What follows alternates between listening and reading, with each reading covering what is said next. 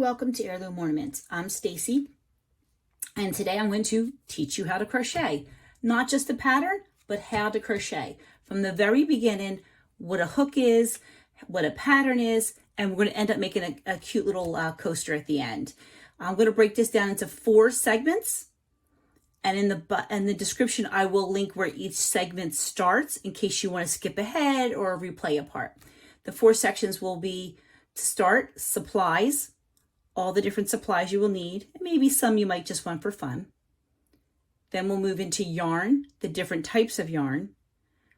Then we'll move into vocabulary. Yes, vocabulary. Crochet patterns are a kind of a language of their own, and I'm going to teach you some common abbreviations. And then I'm going to teach you stitches, how to make and start a pattern. Let's get started. Okay, let's get started with the supplies you'll need. First, of course, we'll get into yarn later, but you're going to need hooks. A crochet hook is long, thin, with a little hook on the end to catch and hook up your yarn. They come in different sizes, and the sizes are either millimeters, they'll have a number and the size of the hook, that's the width of the hook, or they'll have the millimeters and a letter. Depending on the pattern you use, most of them have a letter on there. I usually go by the letter when I make my own patterns. I always use the letter. And they come in different sizes for a reason, obviously. So different widths will give you a different look. So this is a G hook, and I made 9 stitches across 3 high. And it was this skinny little G hook. This is an 8mm L hook. This is 9 stitches wide and 3 high. It's not blocked, but you can see the difference just by the size. So the exact same stitch, but it's different size needles. So that's why you would want different size needles. Now, another thing you need to consider when picking out your hooks is the style. This is a padded one for comfort. It's got a little flat edge here, and it's easier to crochet with. Some people like the metal hooks or aluminum hooks. They're a little heavier. I like to use these sometimes, depending on what I'm making. I like to use the metal hooks when I'm using the smaller stuff. For some reason, this gets in my way.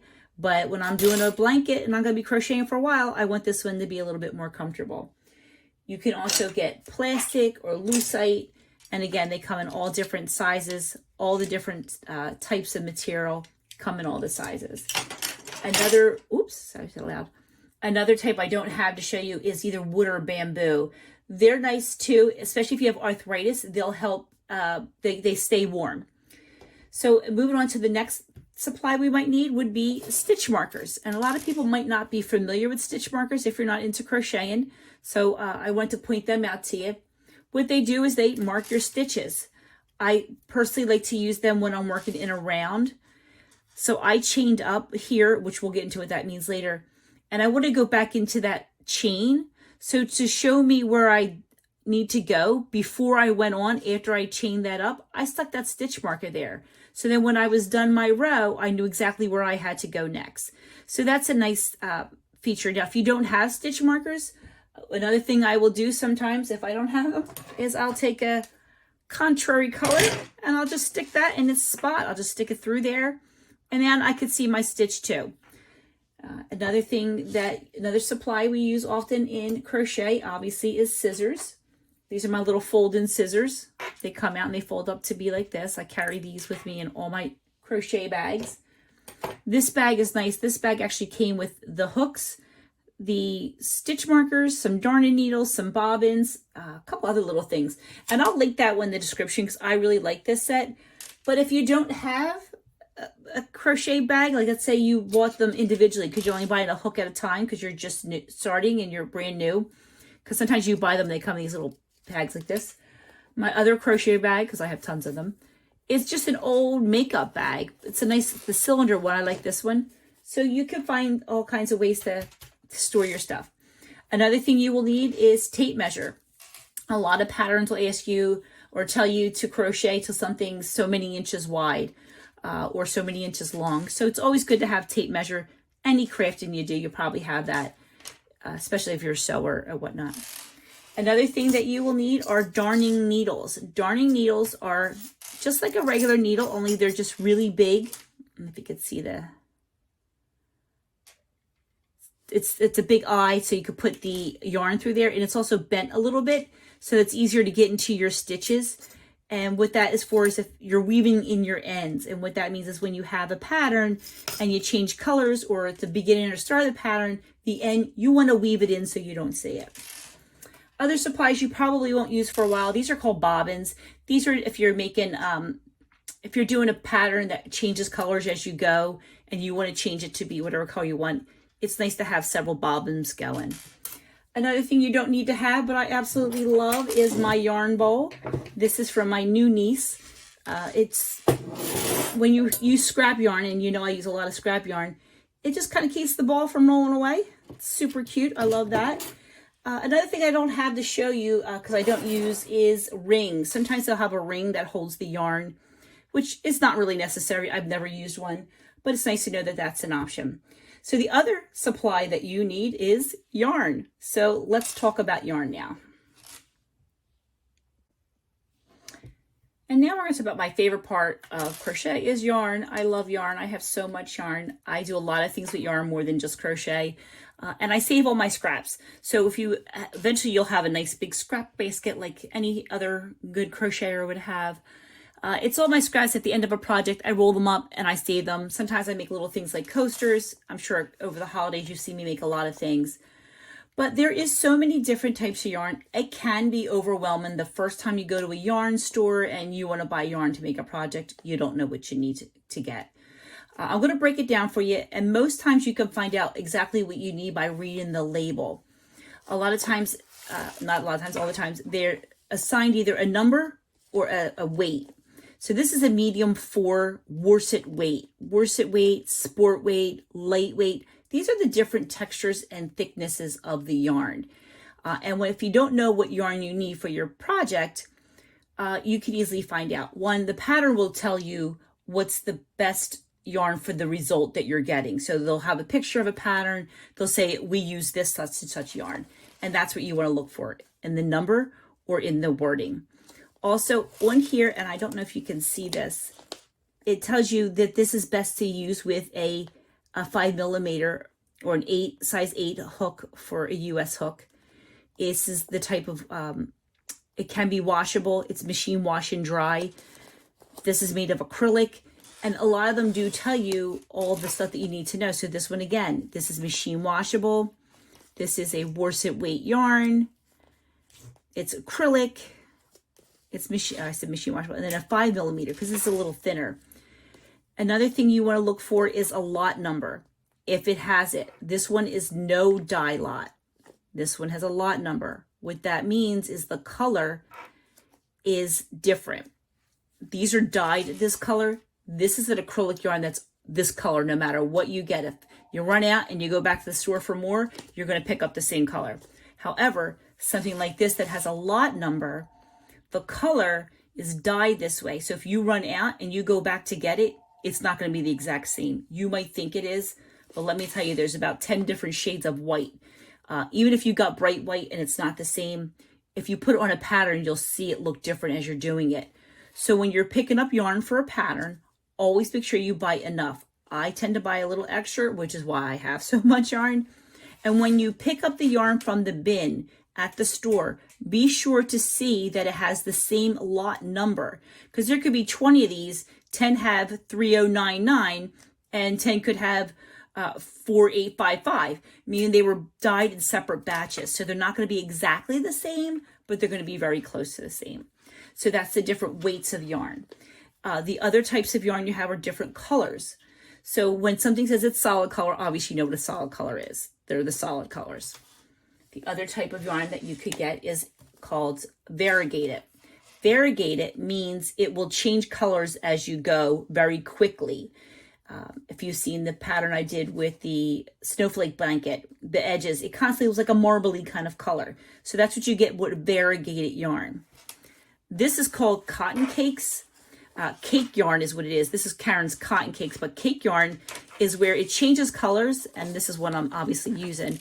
But let me show you how it changes colors not right away. So this looks like I changed colors every row, but I didn't. It's the exact, it's this yarn.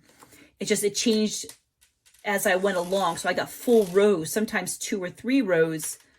Here I got 2 rows, here I got 2. This I only got 1 row of this color before it changes again. And that's a nice way if you want to do a straight blanket, but you're not advanced enough to color change as you go. So cake yarn's good for that. There is another type of yarn that I don't have here that's called pooling yarn. Pooling yarn where it is the color changes to make a pattern, usually like a plaid or a gingham of some sort. I don't do that. That to me is too much thinking. I like to just count my numbers and go. Another fun type of yarn is, excuse me, is called fun yarn. These are different. It's got like fun fur in there. There's a little bit of fur. This one's a cha-cha patterns. This one's called fun fur. I love this color. I did this on the trim of my granddaughter's poncho. I did an orange poncho and I trimmed it in this for Halloween. Another one. These are very difficult to work with. I can tell you that right now. What I use this for is 2 things. I either do it as trim on something like the ponchos, or I will make a scarf with this. But what I'll do is I will grab another yarn and do them together, because when you do it this way, it's a lot easier to see than it is if you were to just see. It kind of gives you that to see. The other time people use it is if they're using knitting. Knitting, you do one hook after another. I don't know how to knit, so I don't use that. But you would use that with another yarn. But there's a lot of fun options, and you can experiment and have fun with yarn. If you know somebody getting rid of yarn or has a nice yarn basket they give you, it's nice practice. So now let's get into the vocabulary. It sounds crazy, but there's a lot of things to know about yarn, about crochet patterns. Okay, now to start with the vocabulary, and I say vocabulary, I mean the language of crochet. It does have its own language in a sense that there is a lot of words and abbreviations that you kind of just sort of get to know after a while. But there's also words that might have a different meaning. Gauge and tension are the 2 words I really want to start with because they're very important in the result that you get. And just to show you how important it is, this pattern book is from 1970, and it says, be sure to check your gauge. Use the hook that will obtain the gauge given. This one is from the 90s, and it says the same thing. Use any size needle to obtain the gauge. This one was printed this morning. Size needed to obtain the gauge. What does that mean? What that means is the amount of stitches in a given space. So if they said to me on the pattern, and they'll tell you what your gauge is, it should say, if you do 9 stitches across, 3 rows up, it should be 3 inches by 2. So I know I used my G hook for this, and I got 3 by 2, just like they did, and I'm good. Clearly, if I had the wrong hook, this is 4 by 3, or 2.5, for 3 rows of 9 double crochets. So that's what your gauge is, based on the amount of stitches you get in the given measurement that they tell you. And that will ensure that your pattern, that your finished products look like the product that they did. The other word of tension is how tight or loose you hold your crochet hook. I'm going to tell you how to do this part in a minute, but just to show you what I mean by that. So if you tight it really tight and you pull tight and you pull tight, you're going to have 2 little stitches look like this. Or if you're just all loosey-goosey and you're just moving it around, you're going to have stitches like this. And then you go back to tight. So that's why your tension's important. You want to have even stitches, not all over like this. So if you are the type to have a tighter tension, then you know you're going to have to size up in your hook. That's why they say check your gauge. Do a little swatch before you do a whole big blanket and realize it's not coming out the right size because your gauge, your tension was too tight or too loose, and you didn't check your gauge to see if you needed the right size hook. So that's tension and gauge. Okay, now that you know about gauge and tension, let's start with a pattern. And where do you find patterns? Well, when I was younger, there was no internet. Back in the 70s and the 80s, you basically were given patterns by your grandmom, your mom, But if not, you could go buy books. This is a book I bought a long time ago. You can buy, and there still is a lot of crochet magazines out there. This one's an old one from like 2009. I used to get magazines. These are pamphlets. I used to buy these books at the store. Sometimes they would have them hanging by the yarn. Nowadays, you go to the internet. There's lots of websites like Yarnspiration, Ravelry, Red Heart, even a lot of the yarn companies themselves. If you go to their websites, there's all kinds of patterns there that they want. Obviously, they're going to give you free patterns so that you buy their yarn and make that pattern. There's a lot of ways to get free patterns, but when I was younger, you had to basically buy them all. And pamphlets like this, or on the yarn itself. And even today, like I just bought this to do my Christmas village blanket, the Snow Village, my first corner to corner. And this was the hunter green, but on the inside, there's a pattern. And there usually is. A lot of yarns will have patterns, especially the big bulky yarns. They're just easier to read, so they have a big pattern on there. Or you could go to YouTube, like my channel or other channels, and you can watch people crochet. And they'll teach you all the different terminology that you need. What I want to do is just break down a little bit of a pattern for you. I'm not sponsored by Yarnspirations, please, and this is a free pattern, but I don't really want to give you, I guess I could let you see it. I'm not sponsored by them, but I want to show you what a pattern usually does entail. It will tell you what yarn they used. This one happens to use Bernat Super Value. If they used Red Heart, they would write that. So the reason they're telling you what yarn they use was so that you can get the same result. And this one is the 7-ounce skeins. So a skein of yarn is how much yarn is in a ball. And they usually are 7 ounce. Sometimes they're 3 ounces. And then sometimes you get the pound of loves or the pound of yarn. And this is the color that they used. And you only need one ball. You don't need all three, is what they're saying. So one ball yarn. But if you look here, this would also tell you, note, this one ball made 10 hangers. So you don't necessarily need a whole ball. Something like that will give you a hint that you only need to use some scrap yarn. It will always tell you what size hook you need. This one is the H hook, again, or size that you need to obtain your gauge.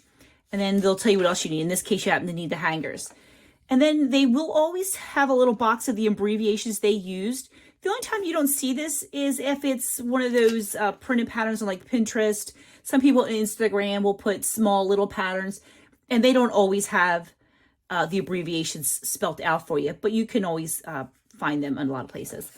The measurements, it tells you what it is. The gauge, this is the gauge I was telling you about.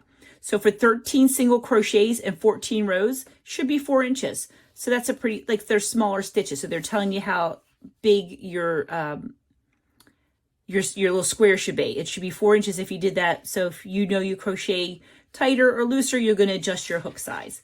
And then of course they'll give you instructions.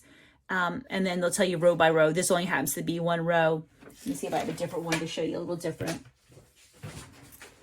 This is like one of the girls in my crochet club is doing. And usually they will tell you that the level that it is. This is skill level easy. And remember we saw that skein earlier in the video I showed you. It had number 4 medium weight. This is bulky weight. So this is that big chunky bulky yarn. That's fun to work with. That's actually crocheting something nice and fast too. And then they're telling you how much you'll need. Again, you'll need 3 balls of the white and 3 balls of the silver. The size you need, again, to obtain the gauge. And then here are some abbreviations. They're always going to give you the abbreviations on a printed pattern. At least everyone I ever has used does that for you. And then they'll tell you row by row what to do. So some common abbreviations are chain, CH. That's always going to be in every one. DC is double crochet and SC is single crochet. Usually they're all not capitalized. Some of these other ones you don't usually use. I've never seen pattern before, but I guess you would. Repeat, you will use stitches. So those are the 3 I really saying 4. Chain, double crochet, single crochet, and stitches. Those are the ones that you're going to start using the most. There's one other one. It's a slip stitch, and that would be an SL and an ST. And I'm going to show you those now. So we're going to do a little bit of crochet. Now that you know how to basically navigate a pattern, let's make a little something. Okay, so now we're going to learn to crochet. To start, I'm using my H hook, my 5mm H hook, some worsted weight number 4 yarn. It's a medium weight. I'm going to make my slip knot, which is how we start, which is putting the yarn onto the hook. So to start, I'm going to put my yarn up this way around my top 2 fingers. I'm going to come around. I'm going to make a little bit of an X, well, not an actual X. And I'm just putting that there to hold it. So now you have your X. You have this way on the bottom and that way on the top. Under the bottom one, you're going to stick your hook. You're going to put over the top, get your hook and suck up that top, turn it over, and now you have a knot. We're going to tighten up the knot to the width of the neck of the hook, but I'm not going to make it too tight because now what we're going to do is make a chain. Abbreviation for chain is just CH, and it's just going to be a chain of how long we want our pattern to be. If you're doing a blanket, it could easily be 100. If you're doing a coaster like we're doing, we're going to start with 15. To start your foundation chain, you're going to yarn over your hook, and that's normally abbreviated as YO or YOH. Usually it's YO. So yarn over your hook, and now that your hook's under the neck of your yarn's under the neck of your hook, you're just going to pull through your slip knot. And that's 1. Now we want to do 14 more for a total of 15. And we're going to yarn over, pull through. Yarn over, pull through. That's 3. So I just want to take a second to tell you how to hold your hook. I hold my hook like this. It's called the knife way. Some people like to hold their hook the pencil way. I can't do that. I don't even know how that's comfortable. You will do whatever's comfortable for you. Play with it. Try it a couple different ways. Who knows? You might find a new way. So we have 3. We want to do a total of 15. So this will be 4. Yarn over, pull through. 5, 6, 7, 8, 9, 10, 11, 12, 13, 14, and 15. We have 15 nice even chains. Now to make our first row of stitches, we're going to turn to the back of this. I like to stitch my first row into this row of the little humps as opposed to just going into the stitch. It is probably easier tension-wise to go into the front, but it doesn't look nice when you're finished. So I'm going to go into the back humps, and we're going to start with the second chain from the hook. The chain on the hook never counts. So there's 1 there, and then that's 2. We're going to start in number 2, and we're going to make what's called a single crochet. A single crochet is abbreviated as SC. So to start, we're going to take our hook and we're going to insert into the stitch just under the little hump there. That's all I want. Yikes. So it's in the hook stitch, yarn over and pull through. And now we have 2 loops on the hook, yarn over, pull through both of those. This first row is a little bit harder than the rest. After we get to the second row, you'll see how much easier it is. Now we're going to go into that second one, into the stitch, yarn over, pull through the stitch, 2 on the hook, yarn over, pull through 2. We just made 2 single crochets. Into the stitch, yarn over, pull through, yarn over, pull through both. We now just did 3. Into the hook, yarn over, 2 on the hook, yarn over, pull through 2 for 4. This will be 5, 6, 7. I do a lot of pinching here because it's small, so it kind of gets away from you, so I like to hold it close. This is 8.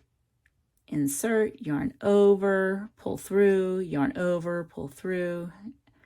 This is 9. This is 10. This would be 11. And you can see as you start to go, you do get a lot faster. Don't worry about being fast right now. That'll come in time. This is 13. I don't want to lose my count. As my bowl says, questions asked while I'm counting stitches will be answered with louder counting. So true. You'll know what that means after your first week of crochet. And then this will be 14. We only have 14 because we skipped that first one. We started in the second.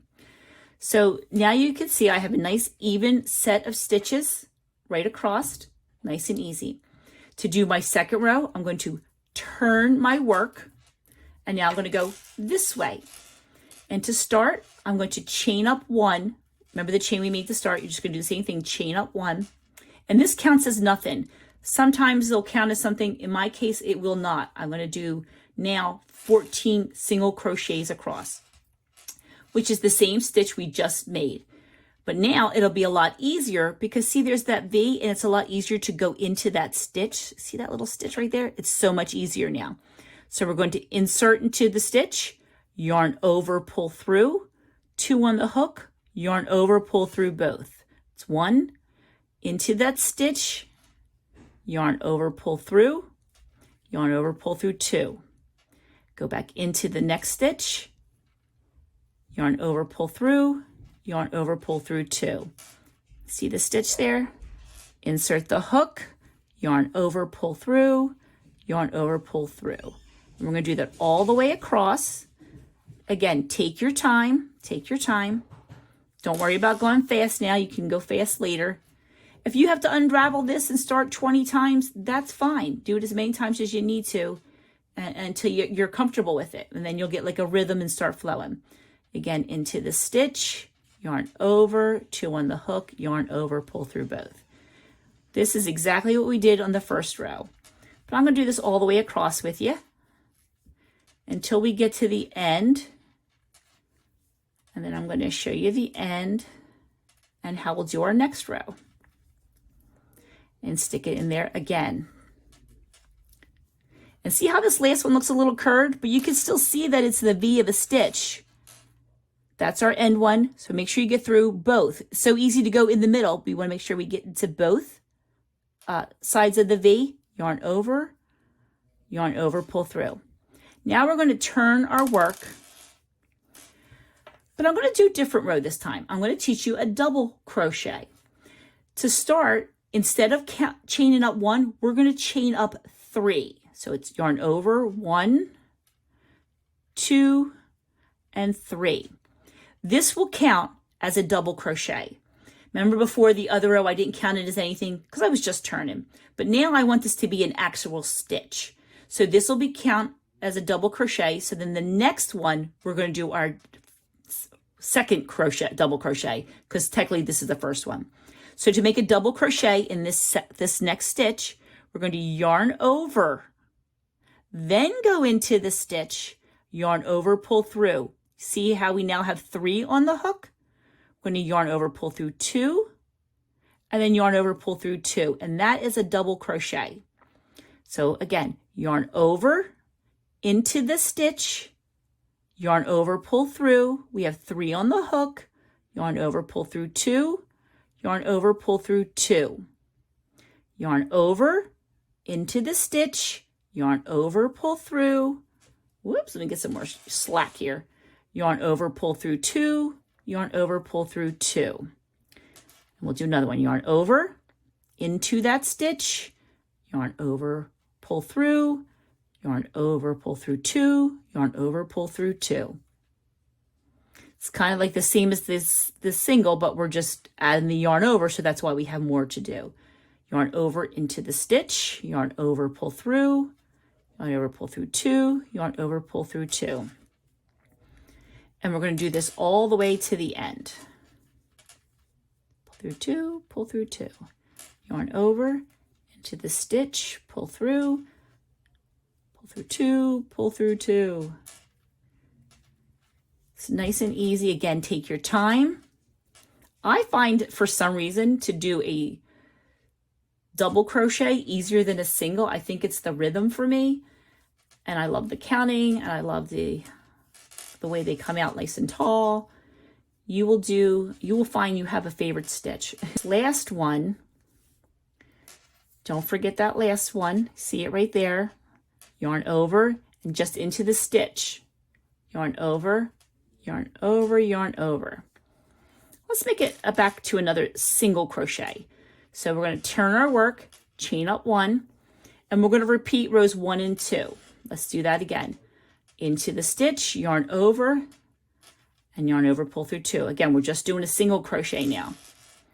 Into that stitch, yarn over, pull through, yarn over, pull through. So this is just our single crochet. And I just want to show you what to do when we get to the end. So we're going to make 14 single crochets, just like we did the first 2 rows. And yarn. You can see how you get a nice little rhythm going. Again, that'll come in time. If you don't have it, don't stress. Don't say, oh, I'm not going fast enough. If it takes you a year to make your first blanket, guess what? It's going to take you a year to make your first blanket. Who cares?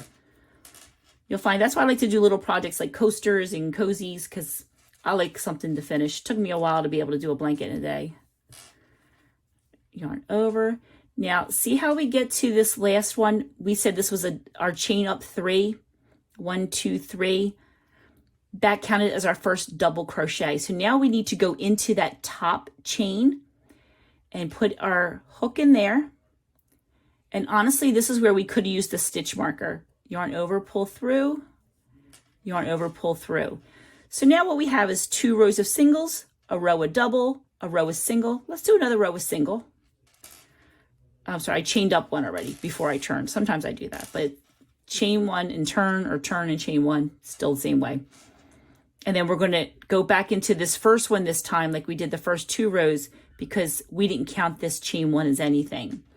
So we're going to go back across, insert, yarn over. So we're just doing single crochets now all the way across into the hook. I'm sorry, into the stitch, yarn over, pull through. We're going to do this all the way across until we get to the end again. And these are just single crochets, but I want to show you how we're going to make a pattern within our pattern. Having the single crochets and the double crochets every so many rows, I just think it breaks it up, makes it look fun. And then we'll go into here. And now you can see we have 2 singles and then a double, 2 singles, and now I'm going to do a double again. And I might do that a couple across until I get to as many inches as I'd like. So to turn my work, chain 3, 1, 2, 3. We're doing that row, that 3rd row again. And then because we chain 3, that counts as our double crochet. We're not going to put it in that one. We're now going to go to this one. So yarn over into this stitch, yarn over, pull through. You got 3 on the hook. Yarn over, pull through 2. Yarn over, pull through 2. Oops, I dropped it. Pull through 2. Okay, we're going to do that all the way across. I'm going to do that across until I'm finished, and then I'm going to do 2 more rows of the single crochet. If you get lost, rewind and go back to the beginning. We're doing the same thing over and over again.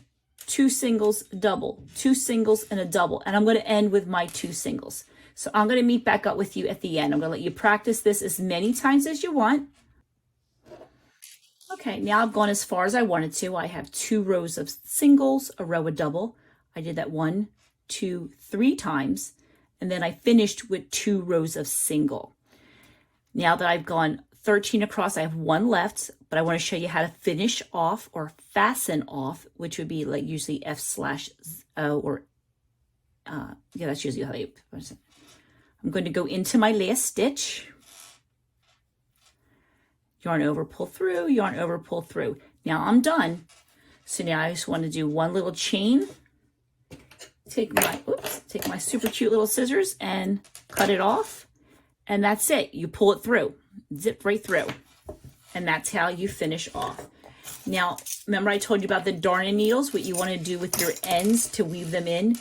This is just a little swatch of a sample, but I don't want to throw it away. So I'm going to turn it into a little bit of a coaster. I take my darning needle, the big eye, fold your yarn. This is how I do it. I fold my yarn in half and squeeze it really tight. And then I just kind of wedge it in there and it comes through just like regular thread. I'm just going to go back into here. Just going to weave it in there so it's not hanging out and it looks nice and finished. Maybe I'll take it over a couple more just to get it into the middle so it's out of the way. And then I'm going to cut that off close to the to my swatch. That's what we'll call it, a swatch, coaster swatch. And then we'll do the other end. I'm just going to put it through. Weave it in a, whoops, I don't pull it too tight. I'm just going to weave it in a couple stitches and get it out of the way. It's just so I don't see it. I'm going to cut that off. And now I have myself a little swatch, but because I don't want to throw it away, because it's the first thing you ever made, you want to take these little squares. I have tons of these because I make all kinds of coasters, whether it be with tiles or yarn. And I just peel the backing off of them. They came in like a package of 100. So I have so many, so I find reasons to use these. Peel this off, and I'm going to put it right over the back side, which was this side. And now I have myself a little drink coaster for when at work, I put my little mug on there. My little happiness is being a grandma mug. And that's how you use your darning needle. And that's it. Again, this is just a little swatch of something fun to play with. Take your time. Play with it. Undo it. Redo it. Do it different colors. And then in the next video, I like to show you how to do a round. But we'll do that one later. Each time I'll try to show you a little something different, a little easier. It will get easier for you as you go. The biggest, hardest thing, and every new crocheter says it, is holding it, like where to do your hands. So you'll just have to play with that till you get comfortable. I showed you my techniques. I can't do the pencil thingy. Some people can. Some people put their slip stitch on a little different. I suggest, and I know it sounds crazy to tell you to watch somebody else's video, but watch as many crocheters as you can and look at their hands, and you'll get a feel for how somebody does something. So I hope you enjoyed your first lesson in crochet. Again, I will put the links down below of everything I used, and I hope you enjoyed this. If you did, please like and subscribe to my channel, and I will make more on how to do other further more advanced techniques.